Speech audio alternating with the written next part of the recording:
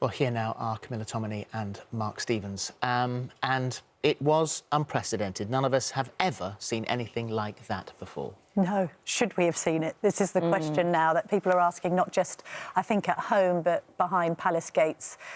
This idea of putting the Duke of York up for 45 to 50 minutes on one single subject. There's a post-mortem being carried out, I think, now, and aides are scratching their heads as to the decision-making process, which meant that it was almost a bit of a lamb to the slaughter in that interview. Ordinarily, and you guys will be familiar with this because you have to set up high-profile interviews on this show, conditions are attached.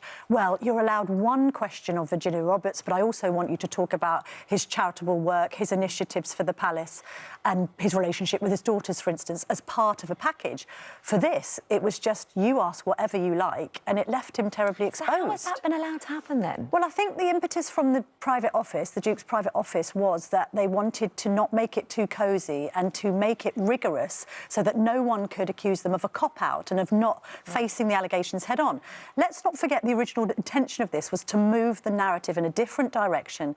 I think they thought, perhaps naively, that if he addressed these allegations, they would all go away. What it's done is created this three-day media storm, which is continuing into this week, because the interview hasn't landed particularly well. And equally, there has been this sense that his office has operated in a silo here, hasn't consulted the press office or indeed the Queen's private office in advance of their planning, because we understand this has been about 6 months in the making.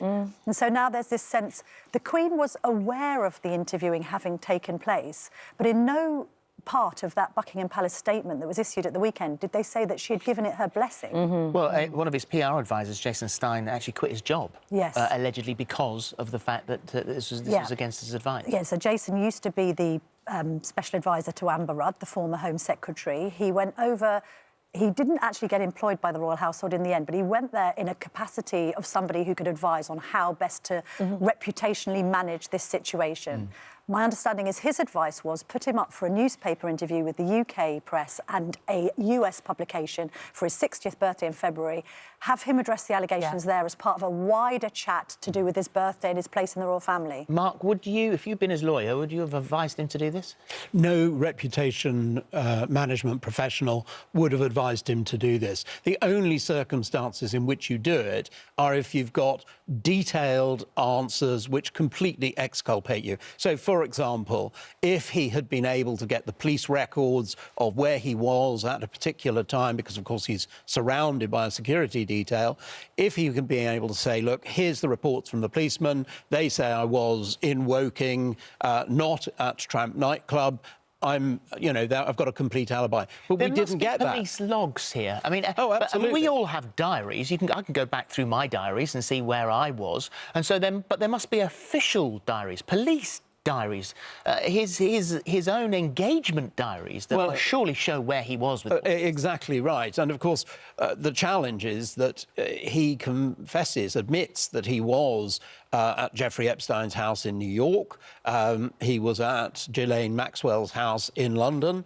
and at the island. And so once that has been accepted, the problem then is, what did you do? So I anticipated that this was going to be car crash, train wreck television. In fact, it was a train wreck running into a fuel tanker which just burst into flames. You know, he's basically lit the blue touch paper on a story which he didn't need to be involved in. He is only wanted as a witness in this case, and now it's very, very difficult because everybody's got attention on him. Although, I was going to say, of course, the palace and he has vehemently denied any sexual impropriety whatsoever. The trouble was there was always the issue of judgment to address. People were wondering, well, why on earth did you maintain a friendship with a convicted paedophile after he had been released from prison? And the explanations he gives for that aren't particularly convincing. Or sympathetic, either, to the victims. Talking about Epstein's behaviour being unbecoming is probably not the best word to use. Second of all, I had to stay in New York because it was the most inconvenient place. Well, presumably there were other places he could have... Well, in 2001, Epstein's released from prison, given 18 months, released after 13, registered sex offender. And so I think that one of the things that many people find quite extraordinary is that you would go to him, that you would walk with him in the park, of which there's photographic evidence, and then you would stay at his house to tell him that you couldn't see him anymore. Well, of Many course, the people, yeah. problem with that is that the staff, the courtiers, the advisors will all have known about the conviction. They will have been saying to him, this is unwise, don't do it. And he's obviously decided that he's going to do it. The honorary consul, which is where royals usually stay in New York, is just a few houses down the same street. Yeah. You know, so he could have stayed there. That was convenient. They definitely did advise him not to maintain the relationship at all. Sometimes we get the impression in these TV interviews that the royals are sorry about having been caught in this situation, but not necessarily about the consequences to others. Can I just ask you, today you've sort of changed the story slightly to suggest that, you know, once Charles becomes king, that actually things will change for Andrew and that he may not be so protected anymore. Yeah, I mean, we've got extensive, like all the papers in the Telegraph, we've sort of written a story, and a former royal correspondent said this yesterday. Prince Charles wants a slimmed-down monarchy. He wants the major players being on the Buckingham Palace balcony, and that basically means his children and grandchildren. It doesn't mean people who are much further down the pecking order. Prince Andrew has always kind of maintained this supremacy within the family because he's very close to his mother, obviously, and he regards his children, Princess Beatrice and Eugenie, as blood princesses who must have a role.